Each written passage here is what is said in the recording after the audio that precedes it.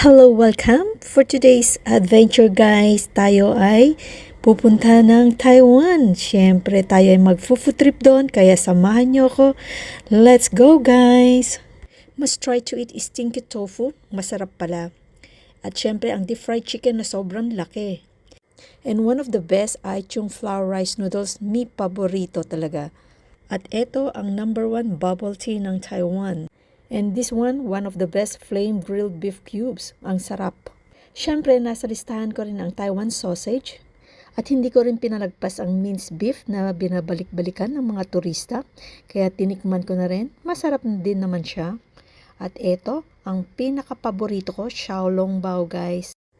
At ito, dinayo ko pa ang Taiwan fried chicken tidbits. Malasa na din naman siya. Masarap.